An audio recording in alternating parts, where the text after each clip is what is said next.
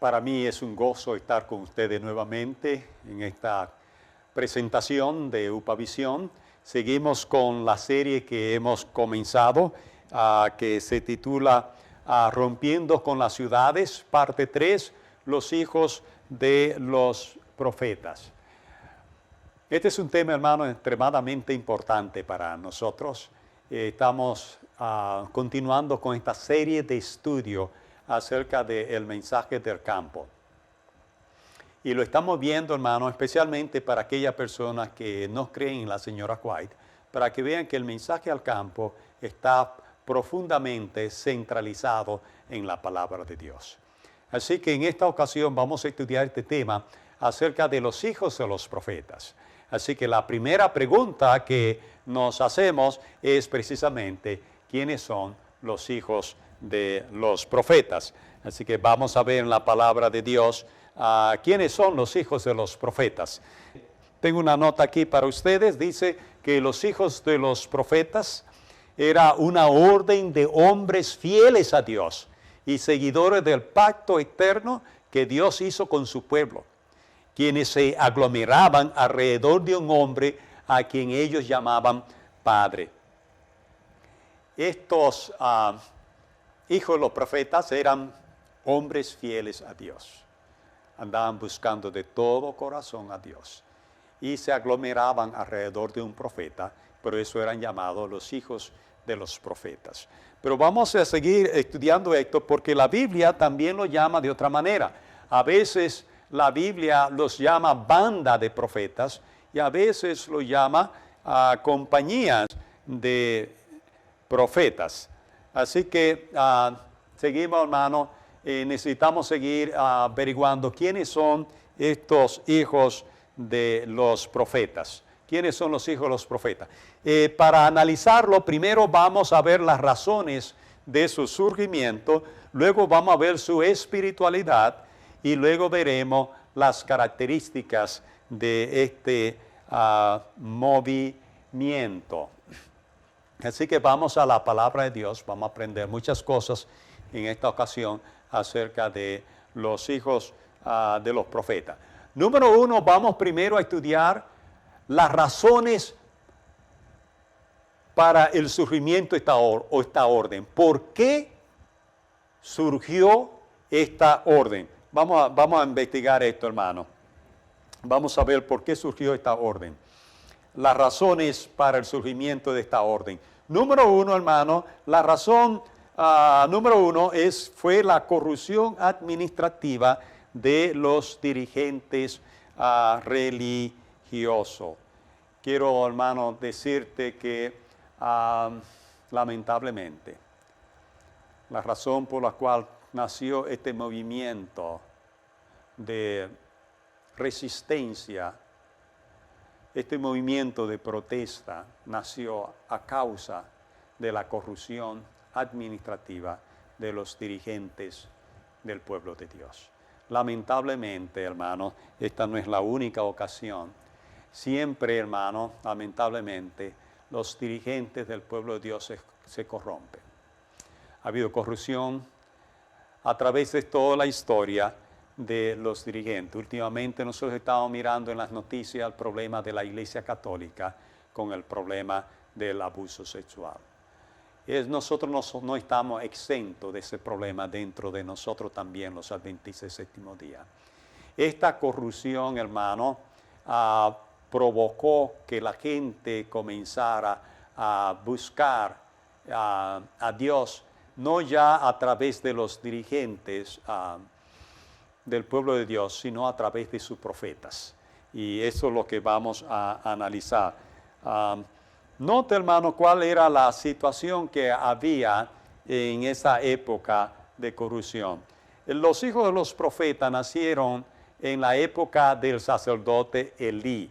Note lo que dice la palabra de Dios en 1 Samuel capítulo 2, versículos 12 al 17, 22, 27 y 29. Dice, los hijos de Elí eran hombres impíos. Elí era el sumo sacerdote y sus hijos eran sacerdotes también. Y dice que eran hombres impíos y no respetaban a Jehová. Este pecado de aquellos jóvenes era muy grave ante el Señor, pues menospreciaban las ofrendas del Señor. Pero Elí era muy viejo y oía de todo lo que sus hijos hacían con todo Israel y cómo dormían con las mujeres que velaban a la puerta del tabernáculo de reunión. Por ese tiempo, un varón de Dios visitó a Elí y le dijo, ¿por qué habéis hollado los sacrificios y presentes que yo os ordené? Apreciado hermano, los hijos de Elí, que eran sacerdotes, eran corruptos. Había problema de inmoralidad sexual. El problema, hermano, de la inmoralidad sexual nos ha estado afectando a nosotros, la humanidad, desde que el hombre cayó en el pecado. Pero Dios siempre ha tenido un pueblo. Dios siempre ha tenido hombres que han sido fieles a sus principios morales. Y Dios nos está llamando a nosotros hoy a apartarnos de toda inmoralidad sexual. Estos hijos de Elí eran corruptos. Nótese cómo dice la palabra de Dios que dormían con las mujeres que iban al templo. No solamente hacían eso, hermano, sino que menospreciaban, no valoraban las cosas de Dios. Había un irrespeto a las cosas de Dios. Las cosas sagradas eran consideradas o tratadas como si fueran cosas comunes.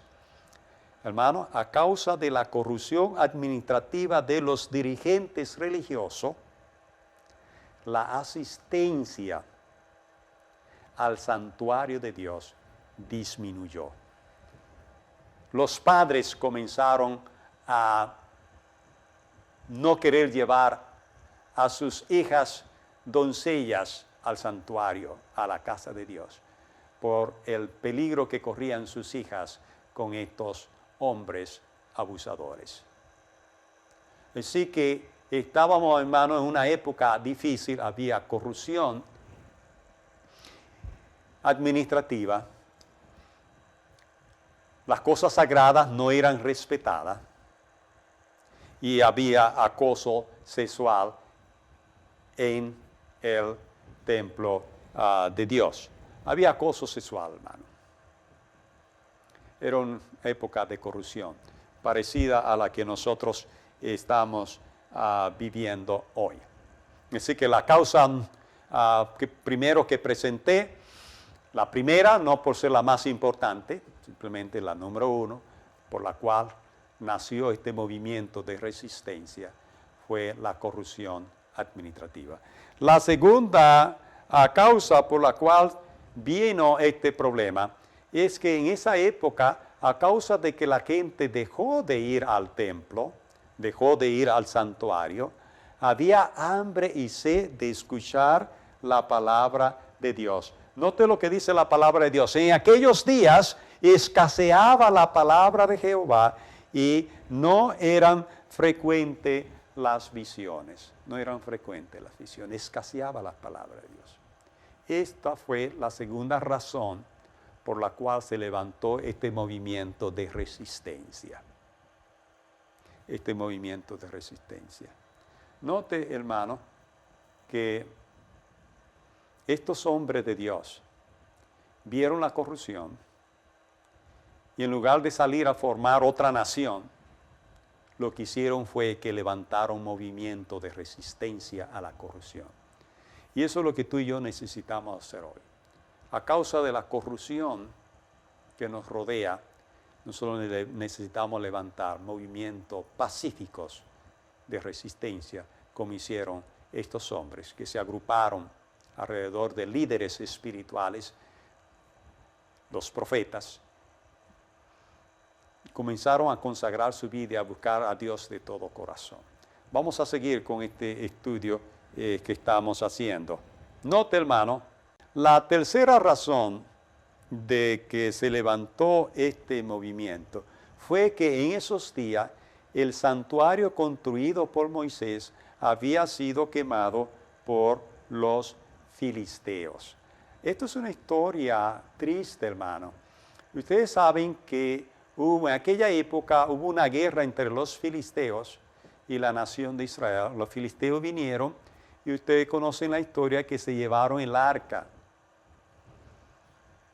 Pero ellos no pudieron, los filisteos no pudieron con el arca. Ustedes conocen la historia, no la quiero hacer largo este sermón. Y ellos tuvieron que devolver el arca. Pero lo que la Biblia no, lo que el escritor de Primera de Samuel no nos dijo que no fue solamente que los filisteos se llevaron el arca.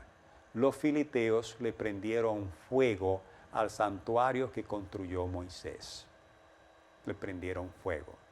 Yo voy a dar la cita bíblica porque no solamente le prendieron fuego al santuario, ellos se llevaron el arca, pero quemaron el santuario construido por Moisés y quemaron muchas cosas ahí en esa ciudad que se llamaba Silo.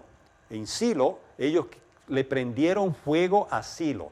Eso nosotros lo encontramos en el libro de los Salmos y lo encontramos en el libro de Jeremías. Voy a dar la cita, si me permiten, voy a dar la cita. Dice aquí el Salmo 74, versículos 7 y 8, les han prendido fuego a tu santuario, han profanado y derribado el tabernáculo a tu nombre. Se dijeron los filisteos, destruyamos todo de una vez. Ahí están los otros versículos, hermanos. Si usted va al Salmo 78, versículos 60 y 64, le dice claramente que fueron quemadas varias cosas. Si usted va a Jeremías, el capítulo 7 y el versículo 12, y va a Jeremías, el capítulo 26 y el versículo 9, usted va a encontrar esta triste historia del santuario que construyó Moisés. Fue destruido, fue quemado por los filisteos. Los filisteos lo quemaron. Así que ahora se presenta una situación. Antes de quemar el santuario, había una corrupción interna. Y la razón por la cual Dios permitió que los filisteos quemaran el santuario fue precisamente, hermano, por la corrupción interna que había de los sacerdotes. A causa de la corrupción, de la inmoralidad, y se acostaban con las doncellas y las mujeres que iban al templo, Dios quemó el santuario de Moisés. Así que ahora no solamente hay corrupción, ahora no hay santuario. Ahora no hay dónde ir a adorar. Antes de que el santuario fuera quemado, a causa de la corrupción moral, el pueblo dejó de asistir. La asistencia al santuario disminuyó a causa de su corrupción.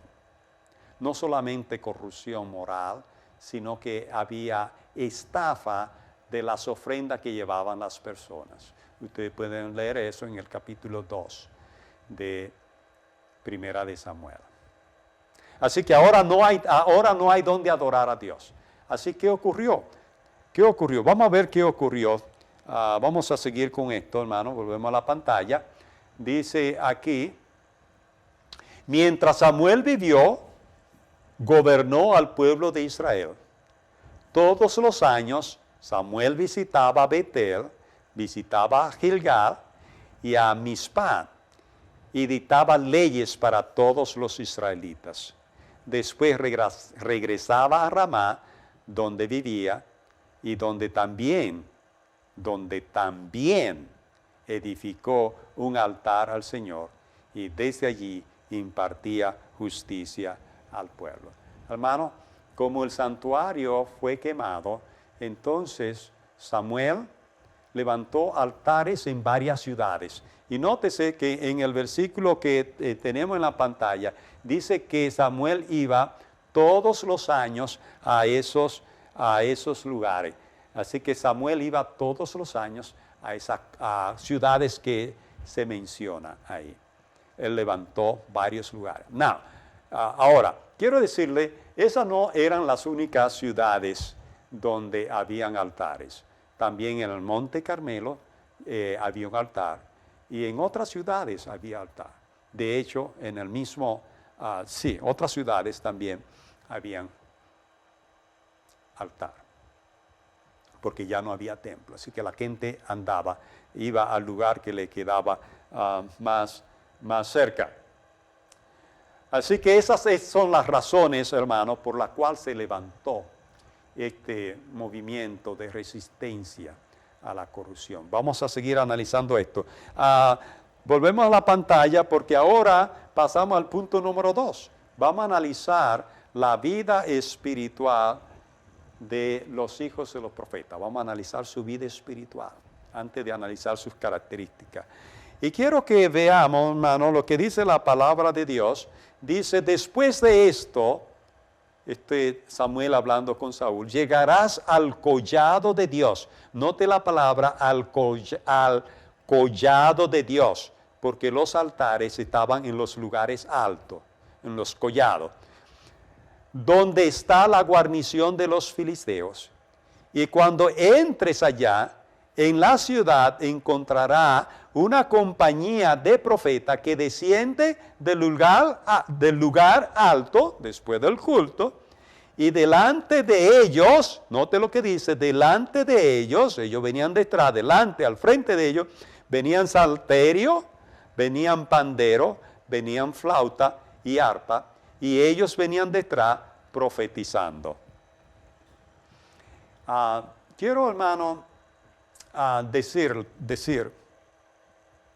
que estos hombres eran muy espirituales y ellos andaban de ciudad en ciudad. Es algo que quiero que podamos ver claramente en la palabra de Dios.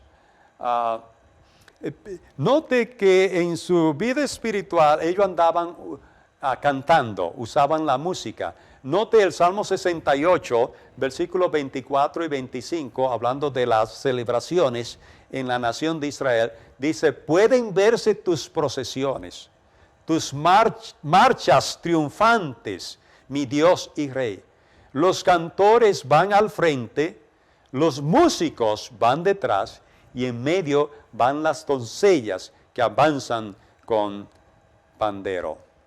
Este era el medio que ellos utilizaban. Ellos usaban la música para tratar de levantar el nivel espiritual de la nación. Para tratar de levantar el nivel espiritual de la nación. Vamos a seguir estudiando esto acerca de la vida espiritual de ellos. Los hijos de los profetas tenían una vida itinerante. Andaban como bohemios de lugar en lugar, llamando al pueblo de Dios a un acercamiento más sincero con su Dios. Andaban, hermanos, de lugar en lugar. Quiero decirte que iban a todo lugar donde se congregaba el pueblo a adorar. Ya no había santuario, habían diferentes lugares donde habían altares. Y en esos lugares ellos iban. Donde estaba la gente adorando, ahí iban ellos con su música iban a esos lugares. Donde quiera que había un altar, allí los encontramos a ellos. Lo vemos a ellos en el Monte Carmelo, lo vemos en Ramá, la ciudad de Samuel, lo vemos en Gilgal, lo vemos en Gabaón, lo vemos en Betel, lo vemos en Jericó, lo vemos en Silo, donde estaba el arca antes de ser tomada por los filisteos. Lo vemos en Kiriat Jearim, donde estaba el arca después que la devolvieron los filisteos. Lo vemos por todas partes, hermanos, con su música electrificante.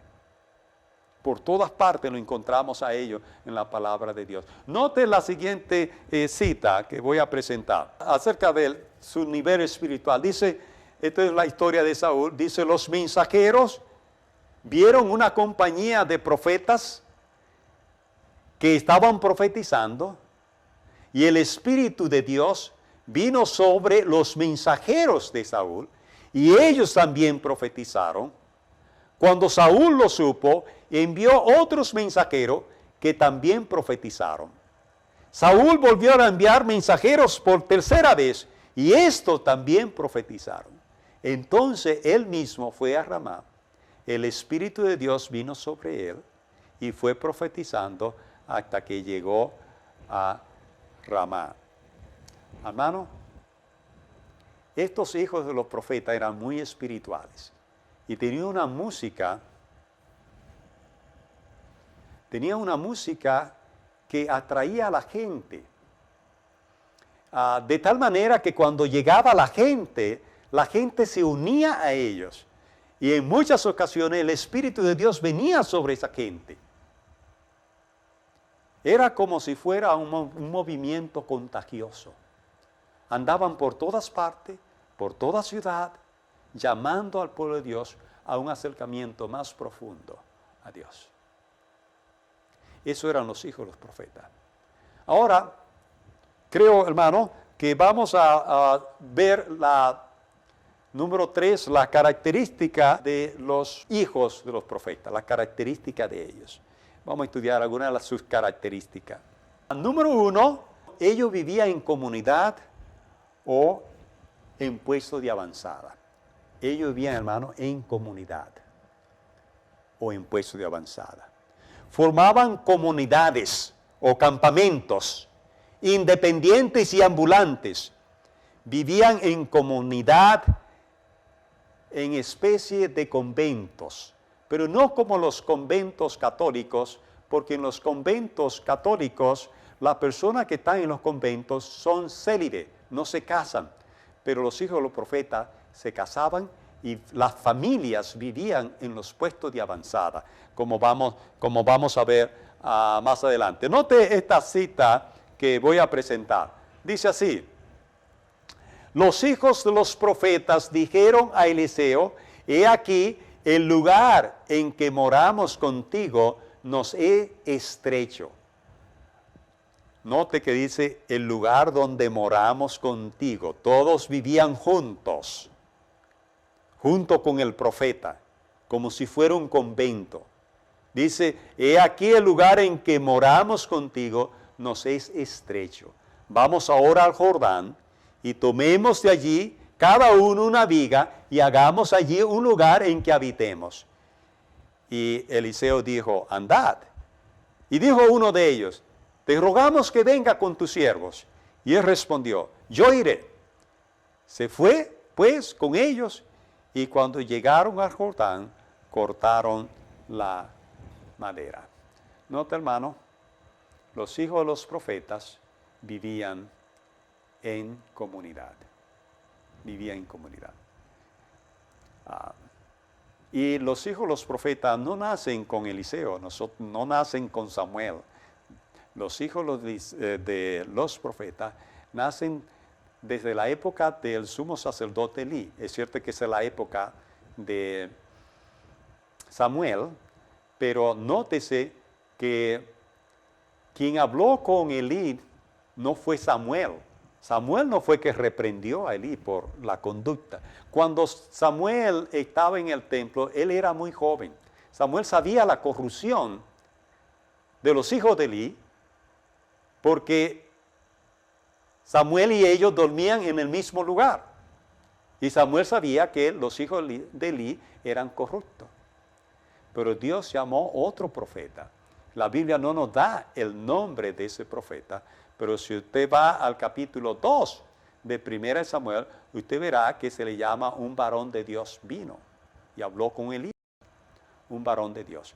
Estos hijos de los profetas estaban asociados con ese varón de Dios. Y no solamente con ese. Dios siempre ha tenido múltiples profetas. En esa época no había un profeta, habían múltiples profetas. Dios siempre ha tenido muchos profetas a la vez. De hecho, en la iglesia del Nuevo Testamento, si usted va a 1 Corintios, el capítulo 14, usted se dará cuenta que en cada iglesia había muchos profetas, no un profeta, muchos profetas. Y en la época de Elí había muchos profetas. Y las personas buscando de Dios se aglomeraron con estos profetas y lo llamaban a ellos padre. Vamos a seguir estudiando. Volvamos a la palabra de Dios, seguir estudiando esto. Hermano, dice así, es el punto número 1, vivía en comunidad o en puestos de avanzada. Número 2, tenía un profeta que llamaban padre. Bueno, ya eso lo hemos mencionado, pero ahora vamos a verlo en la palabra de Dios. Note lo que dice aquí. Usted debe ir a 1 Samuel, capítulo 10 y el versículo 12, y leer toda esa sección para que usted note.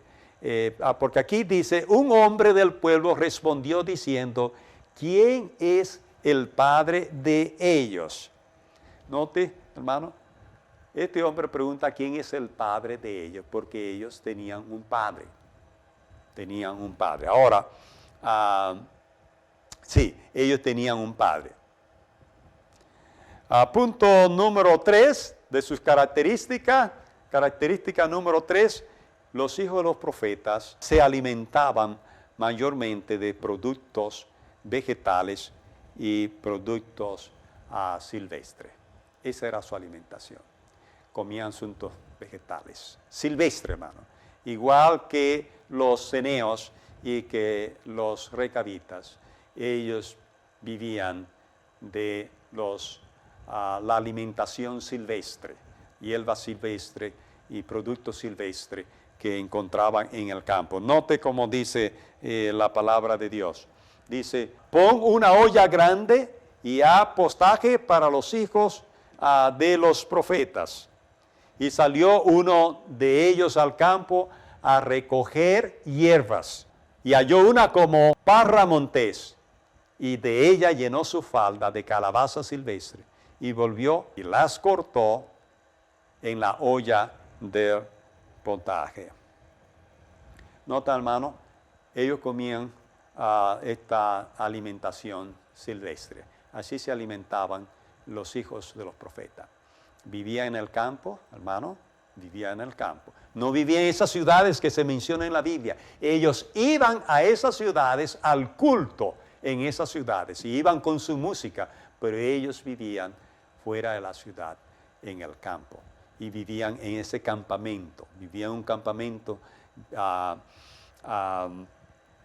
y tenían ese tipo de alimentación.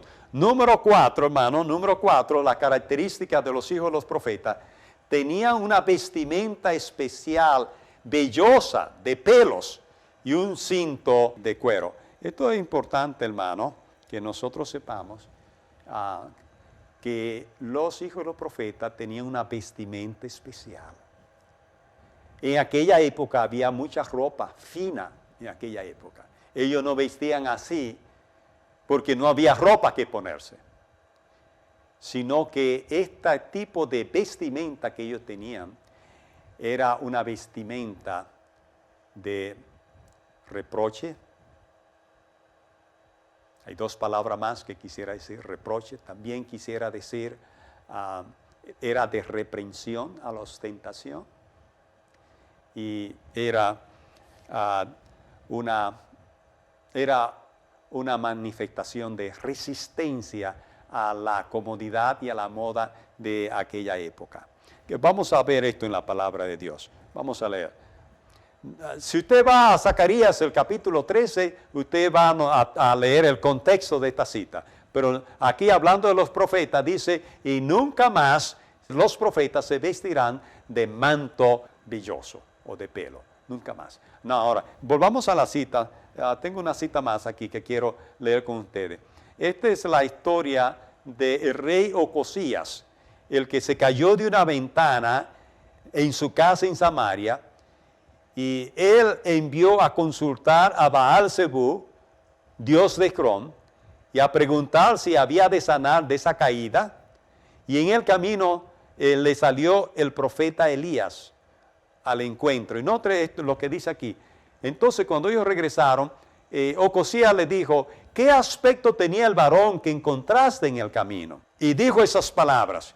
Y ellos respondieron, un varón vestido de un manto de pelos y un cinto de cuero. Inmediatamente Ocosías se dio cuenta que ese era el profeta Elías. Los profetas, los hijos de los profetas, vestían con un manto de pelos y un cinto de cuero. Nosotros vemos eso, vamos a la pantalla, porque nosotros vemos eso también en Juan el Bautista. La sencillez de la vestimenta de Juan el Bautista era una reprensión permanente a la extravagancia y a la ostentación de las mujeres y de los hombres de su época, principalmente la ostentación de los sacerdotes de Israel. La vestimenta de los hijos de los profetas era un movimiento de protesta contra la moda y era un llamado de Dios para su pueblo a volver a la sencillez del desierto. Note que Mateo capítulo 4, versículo 3 dice, y Juan estaba vestido de pelo de camello y tenía un cinto de cuero alrededor de sus lomos. Y su comida era langosta y miel silvestre. Nota, hermano, dice claramente que su comida era langosta y miel silvestre. No solamente, o sea, la característica de Juan el Bautista son la misma característica de los hijos de los profetas. Tenía la misma vestimenta y tenía la misma dieta. La misma vestimenta, la misma dieta. ¿Okay? Y naturalmente, la misma educación en el campo, en el desierto. Número 5, vamos a la característica número 5 de los hijos de los profetas. Los hijos de los profetas vivían una vida de pobreza. Vivió una vida de pobreza. Note, hermano, volvamos como dice la palabra de Dios. Dice, vivían pobremente de la caridad pública de otros, que entendían su misión y compartían su visión. Mira, hermano, la gente comprendía la misión de los hijos de los profetas. Comprendían su visión y ellos sostenían a los hijos de los profetas. Ellos sostenían, apoyaban financieramente con comida y de todos modos a los hijos de los profetas y a los profetas. Vamos a verlo en la palabra de Dios. Volvemos aquí. Dice aquí, aconteció también que un día pasaba Eliseo por Sunem y había allí una mujer importante que le invitaba insistentemente a que comiese. Y cuando él pasaba por allí, venía a la casa de ella a comer. Esta mujer sunamita siempre invitaba a Eliseo, y Eliseo nunca andaba solo. Eliseo no andaba solo. Invitaba a Eliseo a comer. Cada vez que Eliseo pasaba por ahí, ella la invitaba a comer. Ahora, volvamos a la pantalla, vamos a ver otra cita en Segunda de Reyes, capítulo 4, versículos 42 y 44. Vino entonces un hombre de Baal Salisa, el cual trajo al varón de Dios, a Eliseo, panes de primicias, 20 panes de cebada y trigo nuevo en su espiga. Y Eliseo dijo, dad a la gente para que coma. Y respondió el sirviente, ¿cómo pondré estos 20 panes de cebada delante de 100 hombres? Pero Eliseo volvió a decir, dad a la gente para que coma, porque así ha dicho Jehová, comerán y sobrará. Entonces lo puso delante de ellos. Cada uno se sirvió su porción, comieron y les sobró conforme a la palabra de Jehová. Hermano, ellos vivían de la bondad de otras personas que comprendían su misión y comprendían su visión. Se acordaban de ellos y los sustentaban. Número 5, estamos en el número 5, continuamos. Ellos vivían una vida de pobreza. Miren, hermano, eran tan pobres que no tenían con qué comprar un hacha.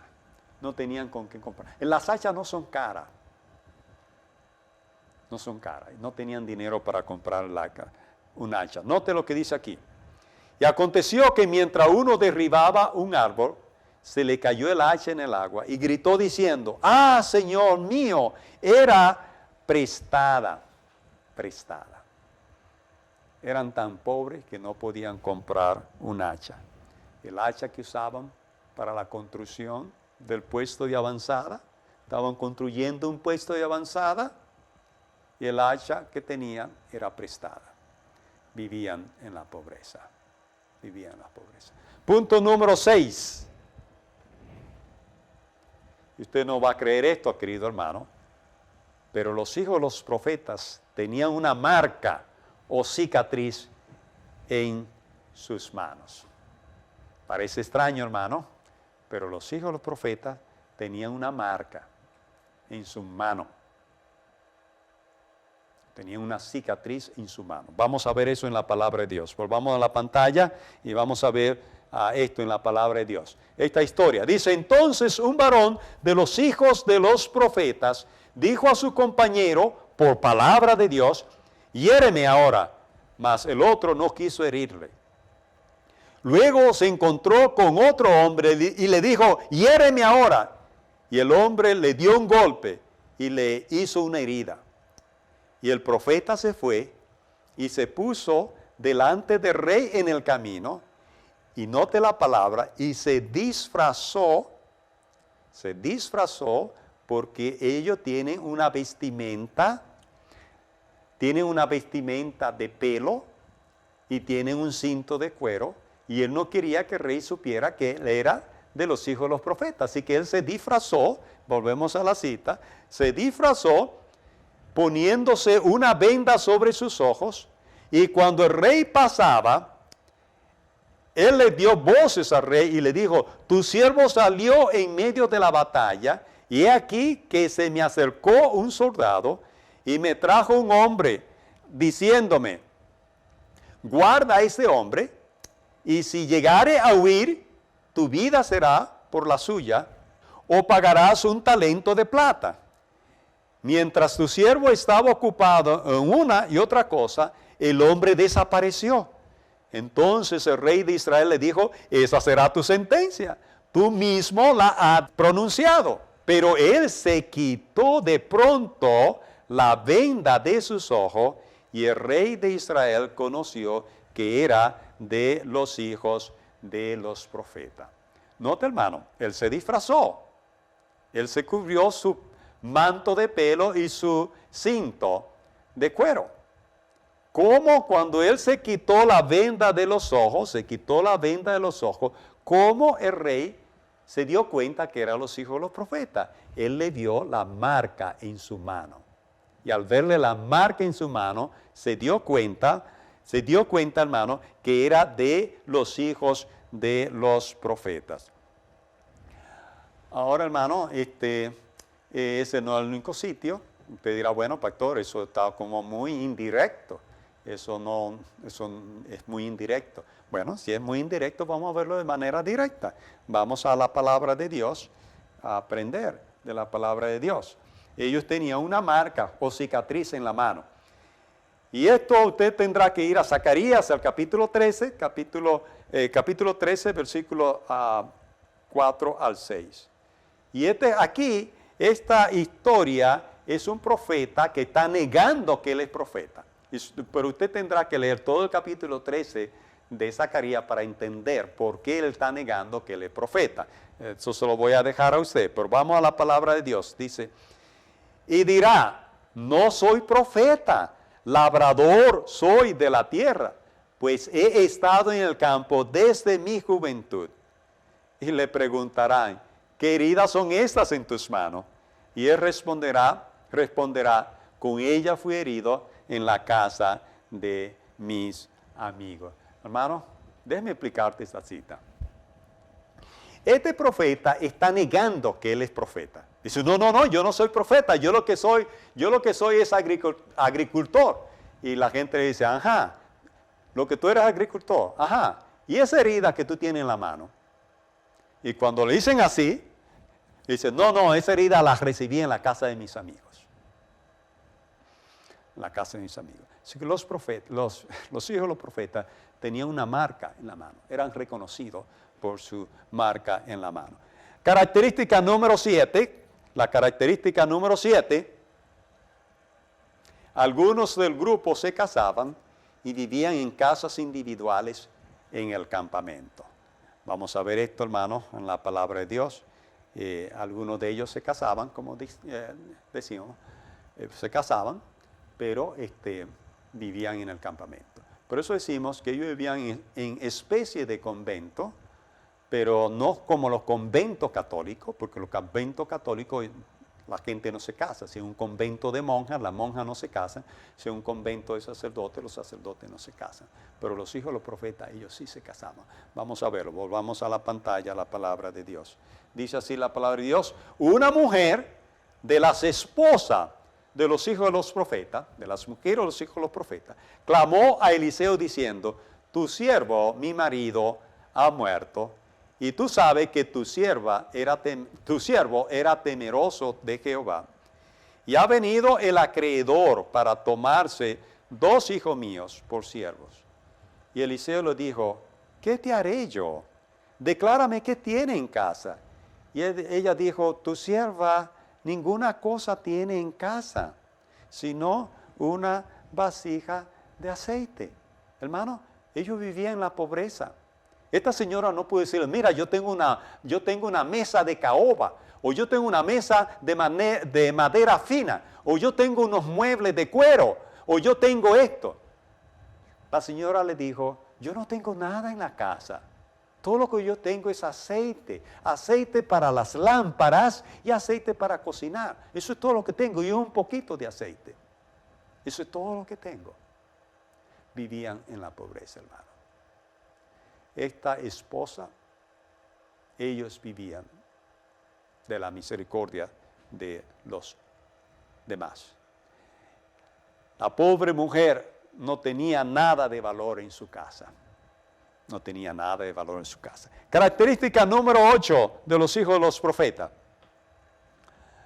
Compartían una comida común para todos. Compartían una comida común para todos, hermanos. Todos comían juntos de la misma comida. Ellos vivían en un puesto de avanzada. Vivían en comunidad. Todos comían juntos en el mismo comedor. Nótelo, vamos a la palabra de Dios. Vamos a ver eso. Eliseo volvió a Gilgal y los hijos de los profetas estaban con él, por lo que dijo a su criado, pon una olla grande y haz potaje para los hijos de los profetas. ¿Notan, hermano? Ellos comían todo de la misma comida. Ahora, volvamos a la pantalla, vamos a verlo nuevamente. Un texto que ya vimos, pero vamos a repasarlo. Dice, vino entonces un hombre de Baal Salisa, el cual trajo al varón de Dios panes de primicia, 20 panes de cebada y trigo nuevo en su espiga. Y él le dijo, da a la gente para que coma. Y respondió su siervo, ¿cómo pondré delante de 100 hombres estos 20 panes? Eran panes pequeños. Pero él volvió a decir, da a la gente que coma, porque así ha dicho Jehová, todos comerán y se saciarán. Hermano, los hijos de los profetas tenían una comida común para todos, comían juntos. Característica número 9. Volvamos a la pantalla. Esto lo mencionamos también, pero quiero enfatizar un poquito más esto. Los hijos de los profetas, hermanos, tenían una vida itinerante. Andaban de lugar en lugar, llamando al pueblo de Dios a un acercamiento más sincero con su Dios. Apreciado hermano, quiero decirte, hermano, que los hijos de los profetas decidieron, frente a la corrupción moral, frente a la corrupción administrativa, decidieron levantar un movimiento de resistencia. Dios hoy te está llamando a ti a formar parte también del movimiento de resistencia de Upavisión. Dios te está llamando. Dios quiere que nosotros vivamos como vivían los hijos de los profetas. Dios quiere que nosotros vivamos en el campo. Dios quiere que nosotros tengamos una vestimenta especial que nos distinga. Dios quiere que a la distancia se pueda decir, ahí va un siervo de Dios, por la manera de nosotros vestir. Dios quiere, hermanos, que nosotros tengamos una educación especial. Dios quiere que nosotros vivamos en comunidad. Dios quiere que nosotros nos dediquemos a su obra, nos consagremos a su obra. Y Dios espera eso de nosotros. Dios espera que nosotros salgamos de la ciudad. Al nosotros salir de la ciudad y estar en el campo, eso será una lección objetiva para todos nuestros familiares, para todos nuestros hermanos en la iglesia y para aquellos vecinos que nos rodean. Dios quiere, hermano, Dios está llamando a personas que se consagren a vivir para Él. Vuelvo y te repito, hermano, vuelvo y te repito, hasta que nosotros no rompamos con las ciudades, no espere que va a venir ninguna ley dominical. No le espere. Dios, nosotros no estamos listos para una ley dominical. No estamos listos. Y en lugar de nosotros prepararnos para una ley dominical, es saliendo al campo. Vivir en comunidad, como vivían los hijos de los profetas. Dios tiene un gran campo abierto para ti. Dios te está llamando. Abandona la ciudad. Dios te está llamando. Que Dios sea contigo. Dios te bendiga. Ojalá que tu corazón no sea duro de piedra. Si hoy oyeres su voz, no endurezcáis vuestros corazones. Dios te está llamando. Ven, Dios te bendiga.